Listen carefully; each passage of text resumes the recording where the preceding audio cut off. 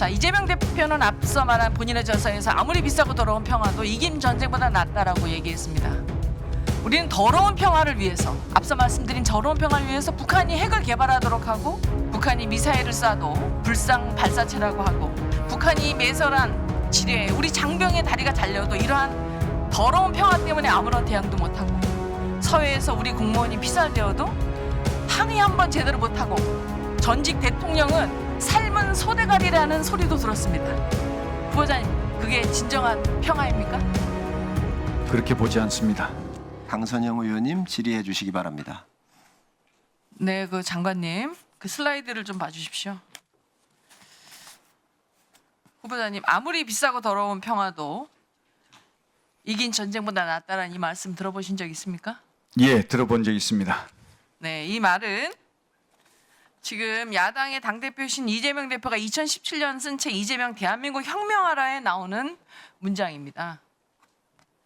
후보자님, 평화의 의미가 무엇이라고 생각하십니까? 우리가 지향해야 할 목표라고 생각합니다. 그렇다면 남과 북이 서로 대화하고 교류 협력을 하면 위태로운 것이 사라져서 평화가 됩니까? 그렇지 않습니다.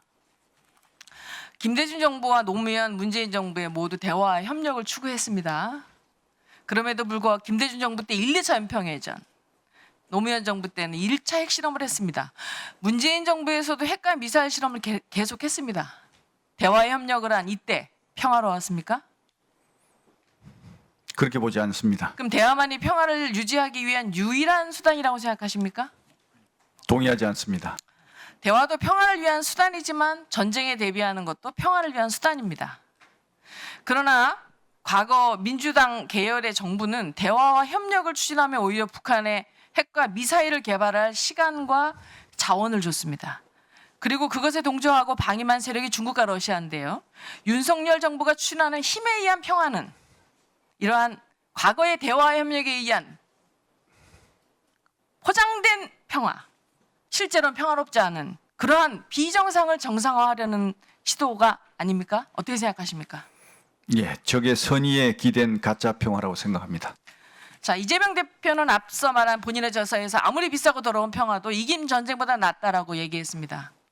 우리는 더러운 평화를 위해서, 앞서 말씀드린 더러운 평화를 위해서 북한이 핵을 개발하도록 하고, 북한이 미사일을 쏴도 불상 발사체라고 하고, 북한이 매설한 지뢰, 우리 장병의 다리가 잘려도 이러한 더러운 평화 때문에 아무런 대응도 못하고, 서해에서 우리 공무원이 피살되어도 항의 한번 제대로 못하고, 전직 대통령은 삶은 소대가리라는 소리도 들었습니다. 후보자님, 그게 진정한 평화입니까? 그렇게 보지 않습니다. 또한 이 저자는, 이 책에서 대표는 평화와 통일로 국방 예산을 줄일 수 있으면 국민 복지 증진에 쓸 수 있으니 얼마나 즐거운 상상인가라고 했습니다. 지금 유럽이 평화로운데요. 그래서 국가들이 국방 예산을 줄입니까? 그렇지 않습니다. 만약 통일이 돼도 주변국이 우리 안보를 지켜준다는 보장이 있습니까? 없습니다. 우리는 19세기 말에 힘이 없어서 주변국에 의한 정말 식민지를 경험했고 휘둘렸습니다. 그렇다면 그러한 역사를 더러운 평화를 위해서 휘둘리도록 우리는 힘을 키우면 안 되는 겁니까? 키워야 됩니다. 자, 앞에서 언급한 이러한 내용도 있습니다. 한국이 제재 압박 일변도 강경책이 오히려 북한의 핵과 미사일 개발 속도만 더 높여서 한반도와 동북아 정세를 불안하게 만들었다고 했는데, 북한이 핵실험을 한 첫 번째 핵실험은 언제입니까?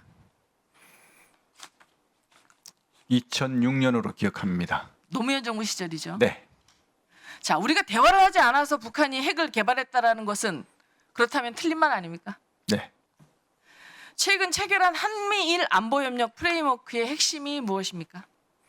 북한의 핵미사일에 우리 국민의 안전을 확고하게 지키기 위한 방책이라고 생각합니다. 자, 그런데 야당에서는 지금 존재하지도 않은 한일 동맹을 운운하면서 한미일 안보 협력을 와해시키고 우리 안보를 약화시키는 것으로 얘기하고 있습니다. 어떻게 생각하십니까? 동의하지 않습니다.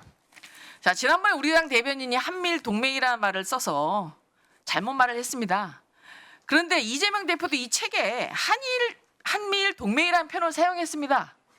후보자님, 한미일 군사동맹 표현 잘못됐다는 거 아시지 않습니까? 그렇습니다. 이 책에 엄연하게 한미일 군사동맹이란 말이 있습니다.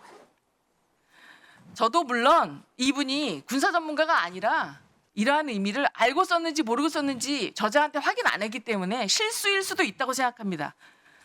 그렇지만 어떠한 단어를 쓰든 간에 한미일 안보 협력은 강화돼야 됩니다.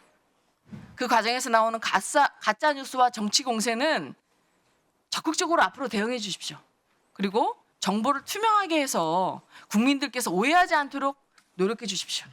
그렇게 하시겠습니까? 네, 그렇게 하겠습니다. 이상입니다. 네, 강선영 의원님 귀한 정책 질의 감사를 드립니다.